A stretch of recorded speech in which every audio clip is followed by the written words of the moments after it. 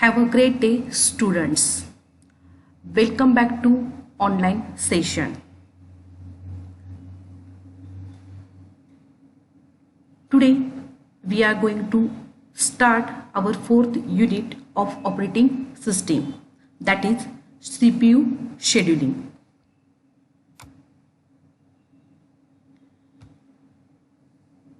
The CPU scheduling, it having total 14 marks for MSBTE exam. First, we will see the objective of this unit. That is what we have learned in this unit. To introduce CPU scheduling, which is the basis for multi-programmed operating system. Second, to discuss evaluation criteria for selecting a CPU scheduling algorithm for a particular system. And last, to describe various CPU scheduling algorithms. These are the objective of this unit, means what we have learned in this unit. Now, first we will see the introduction of CPU scheduling, means what is CPU scheduling. Scheduling is a fundamental operating system function because almost all computer resources are scheduled before its use. The CPU is one of the primary computer resources and its scheduling is central to operating system design. The main concern of CPU is the execution of users' job and programs. It also performs other system activities besides this. For every action, computer system initiates CPU and the CPU must respond to error traps, program request and I/O interrupt. This is a small introduction of CPU scheduling. Scheduling is the action to perform a task. So, before performing or execution of any process, the CPU scheduling is very important.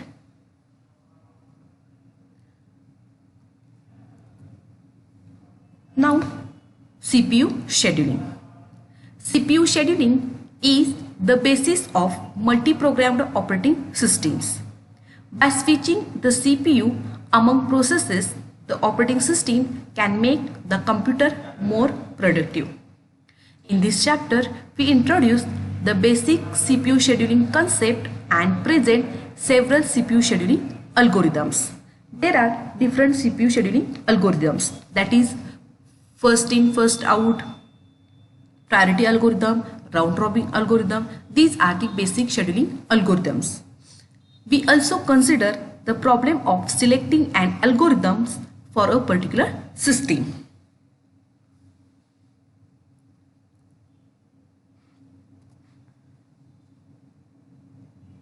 The process of allocating the CPU time to a particular process is known as scheduling.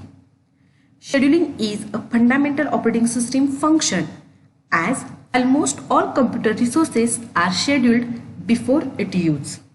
The CPU is one of the primary computer resources. Its scheduling is central to the operating system design. The CPU executes a large number of jobs or tasks. Its main concern is the execution of user jobs and programs. The CPU is also needed for other system activities. For every action, computer system initiates CPU. The CPU must respond to error, traps, program requests and I/O interrupts. The actual concept of scheduling is, in a single processor system, generally one process can execute at a time. If another process needs to be executed, then it waits till the CPU gets free. In multi-programming, the main goal is to maximize the CPU utilization. In multi-programming, all the time some or other processes is running. by utilizing CPU and I/O devices are also fully utilized. In multiprogramming environment, several processes are kept in memory at one time. When one process requires I/O operation, the operating system switches the CPU from one process to another. These patterns continue among all. The main aim of multiprogramming is to utilize the CPU as well as I/O devices up to their maximum extent. Scheduling is one of the most important functions of operating system. Therefore, almost all computer resources are scheduled before its use. Scheduling is required for CPU as well as I/O devices. CPU is a primary device, so scheduling is central to the operating system design.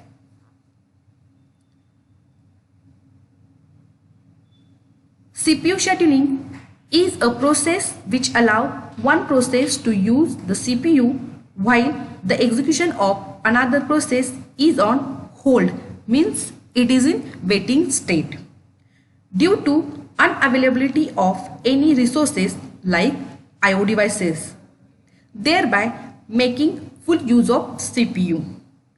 The main of CPU scheduling is to make the system efficient, fast and very fair.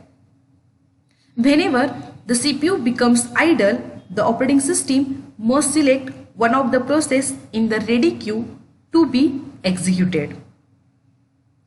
The selection process is carried out by the short-term scheduler. It is also called as a CPU scheduler, which is already learned in previous unit, that is the process management. The scheduler selects from among the processes in memory that are ready to execute and allocates to the CPU to one of them. Means all the processes are kept in ready queue which are ready for the execution. The process is allocated to CPU from the ready queue for the execution. That is called as a short-term scheduler.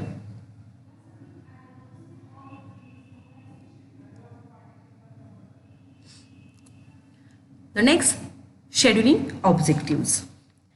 Scheduling of this kind is fundamental operating function. Almost all computer resources are scheduled before its use. The CPU is, of course, one of the primary computer resources. Thus, its scheduling is central to the system design.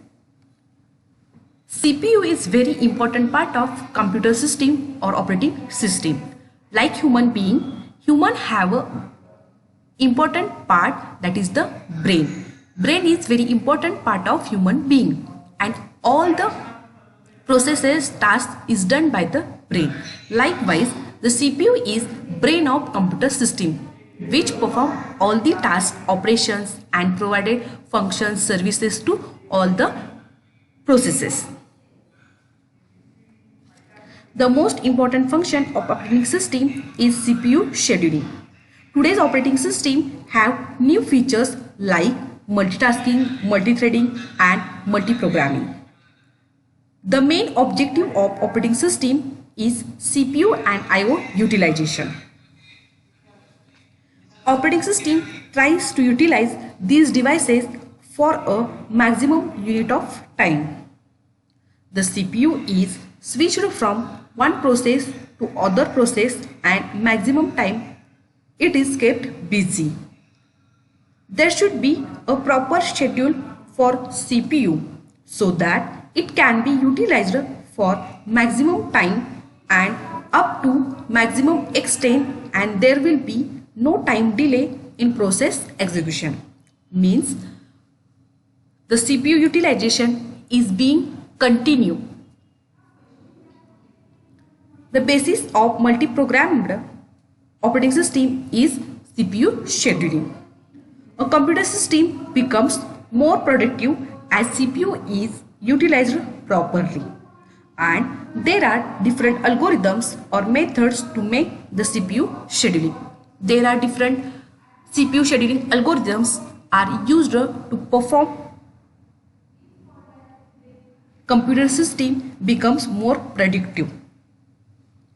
CPU scheduling is a guideline given to CPU to execute the multiple processes in a particular time. Because in modern days, the modern systems, computer systems are used, those are multi-programming. In multi-programming, at the same time, more than one programs are being executed. So, planning of that is called as a scheduling. So, CPU scheduling is a guideline given to the CPU to execute multiple processes in a particular time. This is the objective of scheduling. Now we will see the CPU and I/O burst cycle.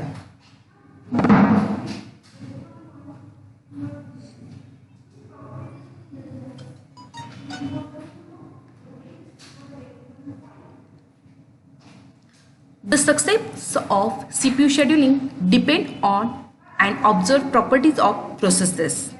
Process execution consists of a cycle of CPU execution and I/O wait. Means that in previous unit we learned the process state diagram. In that the process are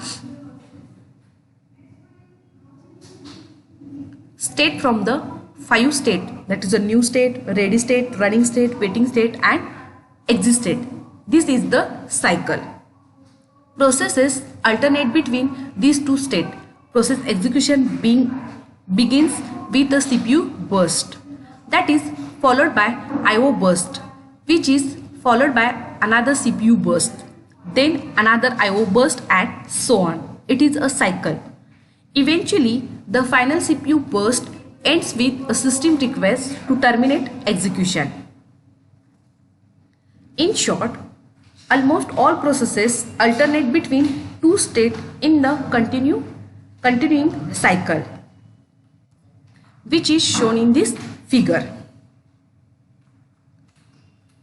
A CPU burst of performing calculation and I/O burst waiting for data transfer in or out of the system. It is in this diagram, it is the alternating sequence of CPU and I/O. First it is CPU burst and next it is a I/O burst. Again CPU burst, again I/O burst. That is the fully CPU and I/O devices utilization.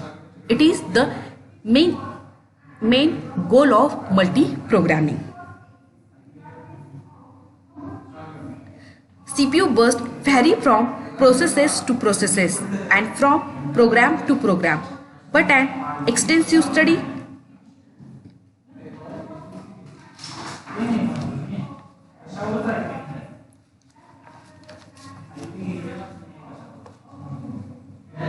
the success of CPU scheduling depend upon the following observed properties of processes, that is process execution is a cycle of CPU execution and I/O cycle. Processes alternate back and forth between these two states, that is the CPU burst and I/O burst. In this figure, the CPU burst and I/O burst is shown. These steps are followed by processes alternatively. Process execution begins with the CPU burst. It is followed by an I/O burst, which is followed by CPU burst and then another I/O burst and so on. Means this sequence start with CPU burst, after that I/O burst, again CPU burst and again I/O burst, CPU burst, I/O burst, likewise. The last CPU burst will end with a system request to terminate execution rather than another I/O burst.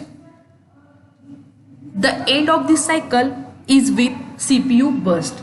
So the conclusion of this cycle is the process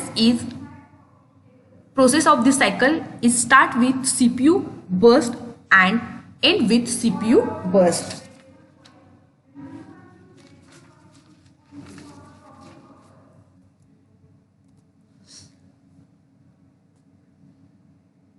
CPU burst, a process which have a large number of very long CPU burst cycle while few number of very small IO burst cycle, then such process is called as CPU burst. Means the processes are maximum time spent in CPU is called as a CPU burst cycle. The response time of CPU burst process will be very fast. Such processes are not time consuming.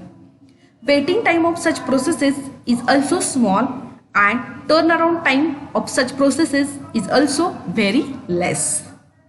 Next, that is the IO burst process. A process which have very large number of very long IO burst cycle while very small CPU burst cycle is known as IO burst process. That means the process spend more time in IO devices is called as IO burst cycle. The response time of IO burst processes will be very low. Such process will very time consuming. Waiting time for such processes will be very large and turnaround time for such processes will also be very large. Next, that is the CPU scheduler.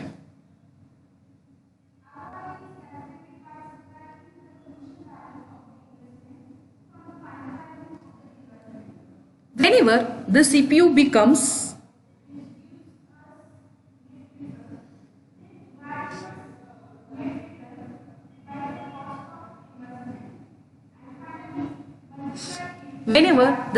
becomes idle, the operating system must select one of the process in the ready queue to be executed.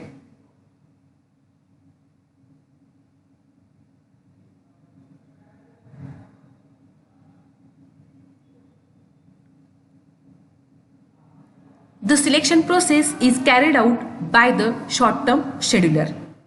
The scheduler selects a process from the processes in memory that are ready to execute and allocates the CPU to that processes. Here, CPU scheduler, it is a type of software where it is used for to select the processes which are ready for the execution and to assign a CPU for the execution. Whenever the CPU becomes idle, means the further process are being terminated, at that time CPU become free. Then the operating system must select one of the process in the ready queue to be executed. So selection of process from ready queue to running state, it is called as a short-term scheduler. It is also called as a CPU scheduler. The scheduler selects a process from the processes in the memory that are ready to execute and allocate the CPU to the processes.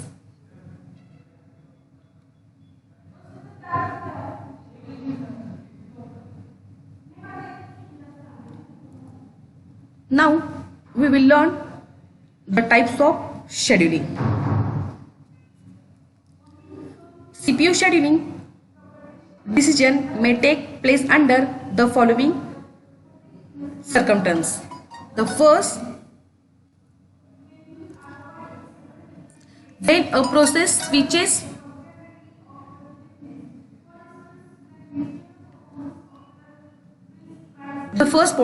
when a process switches from the running state to the waiting state. Second, when a process switches from running state to ready state, for example, when an interrupt occurs. Next, third reason, when process switches from the waiting state to ready state, for example, completion of IO devices. And last, when a process terminates. The scheduling types is depend on some criteria.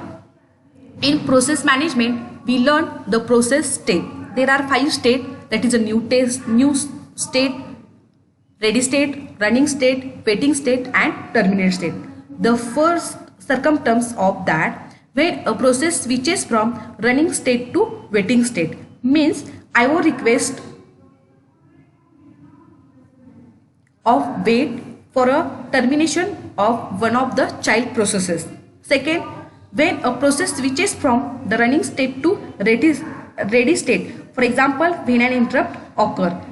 And third, when a process switches from waiting state to ready state, for example, completion of I/O devices.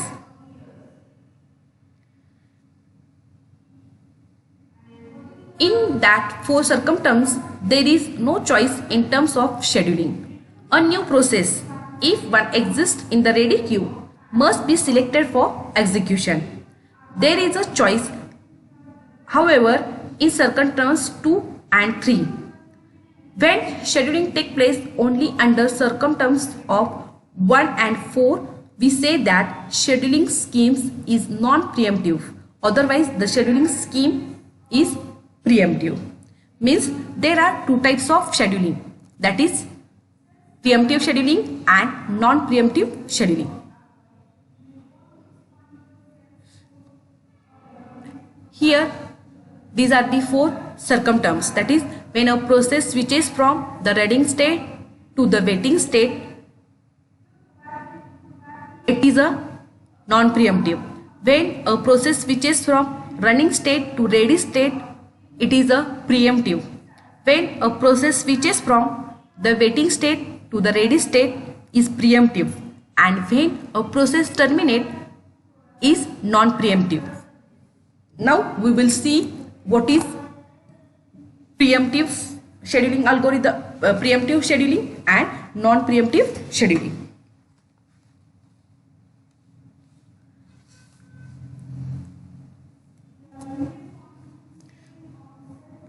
First, what is preemptive scheduling? In this type of scheduling, the tasks are unusually assigned with priorities. At times, it is necessary to run a certain task that has higher priority before another task, although it is running. Therefore, the running task is interrupted for some time and resumed later when the priority task has finished its execution. Means, preemptive scheduling, the processes of interrupting a currently running processes and moving it to the ready state by the operating system is known as preemptive scheduling. Means currently running processes will stop whenever high priority process is enters in the system, is called as a preemptive scheduling. The decision of preempting a processes may be performed due to some reasons, like when a new process arrives, it having a high priority, when an interrupt occurs which places a blocked process in the ready state. It may be done periodically based on clock interrupt, when a process switches from running state to ready state, when a process switches from the waiting state to the ready state. In preemptive scheduling, multiple processes can run and currently running process can be preempted to run another process. This happens whenever a high priority process enters in the system and the high priority process is given the control of CPU. For example, there are 4 processes in ready queue, that is the A, B, C, D. First, process A is allocated to CPU for the execution. Suddenly, suppose a high priority processes W enters in the system. At that time, the high priority process W is given control of CPU and currently running process, that is a process A, is switched from running state to ready state in the ready queue. It is called as a preemptive scheduling. Next, that is the non-preemptive scheduling.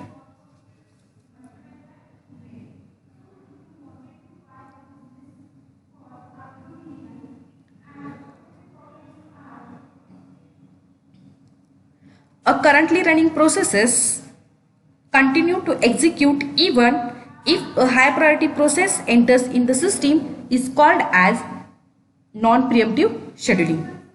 Means that in non-preemptive scheduling, one of the process is allocated to CPU which is running. Means that is the currently running process is not stopped when high priority processes enters in the system. It is called as a non-preemptive scheduling.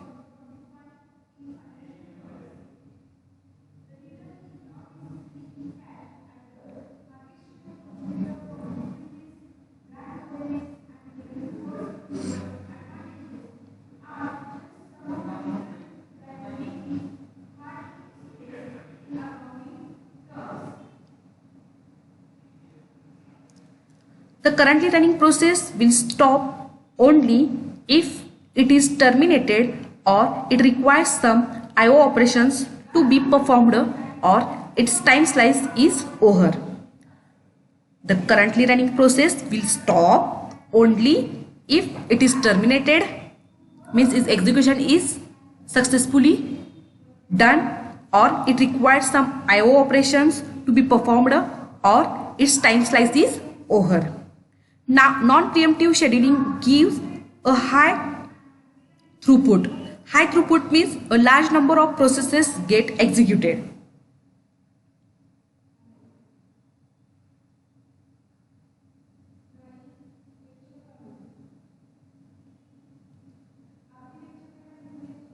Non-preemptive scheduling is not suitable for real-time system because the high priority processes are not get CPU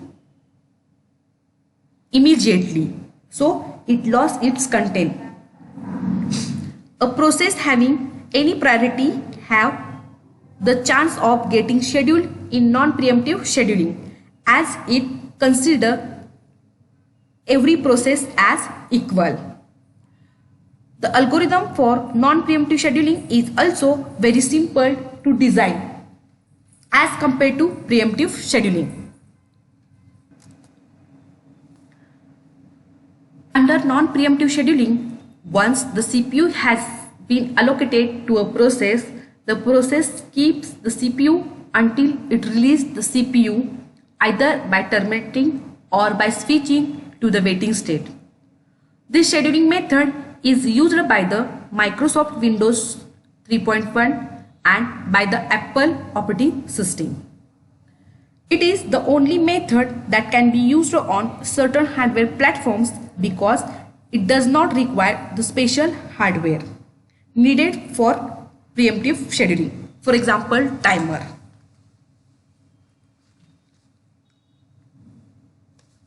So,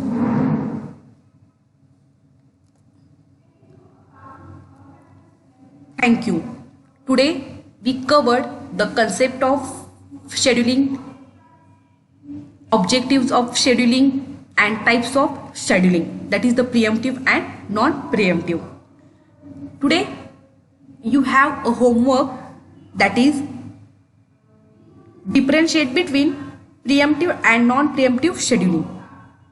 You have to write the difference between preemptive scheduling and non-preemptive scheduling and upload the PDF file on Google Class. It is compulsory to all. Thank you.